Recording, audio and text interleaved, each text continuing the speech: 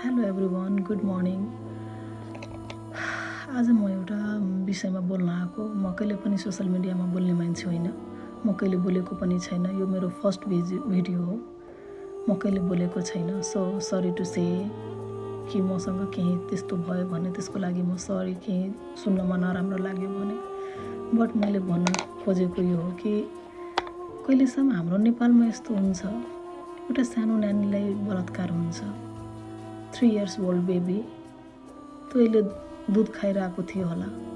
हाम्रो कन्ट्रीतिर उता त अहिले पनि त लाइक 2-3 yearsसम्म अलिक ब्रेस्ट फिडमै हुन्छ बच्चाहरू।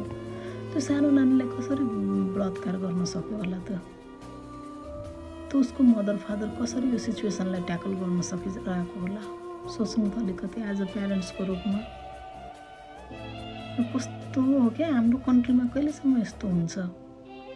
अनि एउटा त सबभन्दा ठुलो मैले कुरा नबुझ्न सकेको कि हाम्रो कन्ट्रीमा सानो तिनो कुराको लागि पनि अनि ठुलोभन्दा ठुलो कुराको लागि प्रोटेस्ट गरेर न्याय पाउने हो।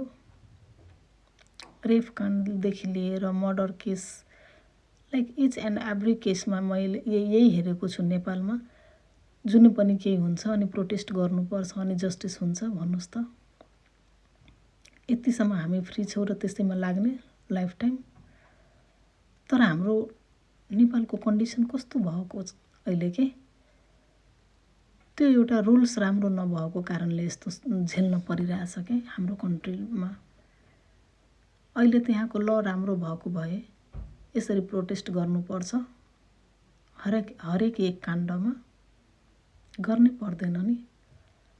मान्छे गर्नुभन्दा 7 चोटि, लाइक कुनै काण्ड गर्नुभन्दा पहिला 7 चोटि डराउँछ, पहिला नै 7 चोटि सोच्नुपर्छ क्या। नियम यस्तो बन्नु पऱ्यो नि त। अनि नियम नबनुन्जेल त यस्तै हो नि। हेर्नु त, निर्मला हत्याकाण्ड भयो, के भयो, एउटा अझ 16 years ओल्ड निशा के समथिङ भने बहिनीको पनि त्यस्तै रेप गरेर मारेको, उसको 3-4 जना मिलेर। अनि यो सानो नानी 3 years old baby, oh my god, मान्छे कसरी सोच्न सक्यो होला के? हाम्रो गाउँतिर उतातिर भन्छ नि त, हाम्रो कन्ट्रीतिर समाज बिगारेको केटी मान्छेले हो, आइमाईले हो, यस्तो बडी पार्ट सो गर्छ, यस्तो ड्रेसअप गर्छ। 3 years ओल्ड बेबीले के गर्यो होला?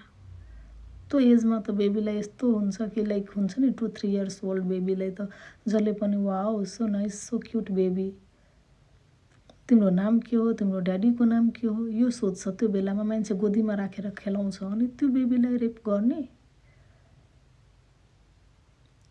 किन यस्तो भएको होला हो मान्छेमा? यस्तो 3 years ओल्ड बेबी, मैले त फेरि त्यो बेबीको एउटा फोटो रिभिल भएको छ, अनि त्यसमा आँखा फुटेको जस्तो देखिया छ, जिब्रो छैन। ओ माई गड, मैले त पहिला उठ्न बित्तिकै रोको, मजाले बसेर मैले धुरु रोको। त्यसपछि मैले अब कतै जानु थियो अनि मैले सोचेँ नाइ, पहिला त म यो भिडियो बनाएर अनि जाने हो। मैले कन्ट्रोल गर्न सकिनँ आज। कहिले नबोल्ने मान्छे, मेरो फर्स्ट टाइम हो यो भिडियो मिडियामा यसरी कुनै विषयलाई लिएर बोलेको। कस्तो हाम्रो समाज के? अनि गभर्मेन्टसँग मेरो एउटै रिक्वेस्ट छ, त्यसै क्षमा गरिदिनुहोस्। त्यो आमा बुवालाई के भयो होला? सोच्नु त एज अ प्यारेन्ट्सको रूपमा। ओ माई गड, आफ्नो बच्चालाई त्यसरी, मान्छे पैसा सम्पत्ति भन्ने यस्तो चिज हो कि आउँछ जान्छ होइन, तर आफ्नो बच्चालाई केही भएको हेर्ने कुनै पनि, त्यो जति पुवर फ्यामिली होस्, जति रिच फ्यामिली होस्, जसले पनि सहन सक्दैन। सो प्लिज यो कुरालाई यतिसम्म पुर्याउनु, यतिसम्म अब कहाँसम्म पुर्याउनु?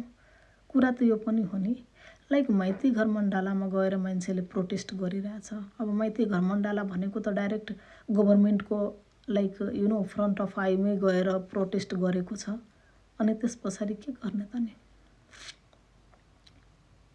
यतिसम्म गरिरहेछ। अनि फेरि के हुन्छ, जस्टिस सबैले भनिरहेछ होइन, जस्टिसमा फेरि त्यसको के आउँछ, लाइक मैले त्यसको सर्ट आउट गर्ने तरिका के हो, अनि त्यो के भन्छ अरे, समथिङ पैसा दिन्छ अरे, 10 लाख समथिङ पैसा दिएर, अनि त्यस पछाडि लाइक कुरालाई मिलाउँछ अरे, अनि यो भयो। दुइटै पक्षलाई बसाएर मिलाउने, यो त मिलाउने कुरै होइन नि।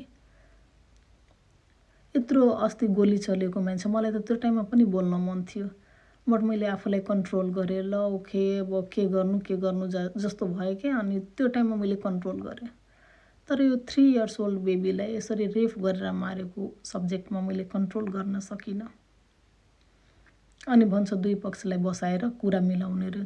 त्यस पछाडि नेपाल पुलिस प्रशासनले गएर अनि कुरा मिलाउँछु रे भनेर मैले त्यो भिडियो पनि हेरेको थिएँ। त्यो रोडमा प्रोटेस्ट गरिरहेछ उसको मदर फादरले, गरिमा चौधरी बेबीको मदर फादरले। अनि त्यहाँ गएर हामी सम्झौता गर्न आएको भनेर। के को सम्झौता? उसको छोरी ल्याएर दिने हो? उसको छोरी ल्याएर त दिने पक्कै पनि होइन।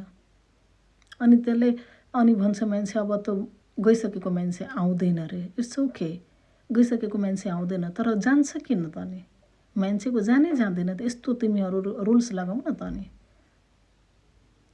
मान्छे सोच्छ क्या, सोचेर पनि हिम्मत गर्दैन कि कसैलाई टच गर्न। यस्तो रुल्स बनाउनु पर्यो नि त। सो गाइस, यति नै थियो मेरो।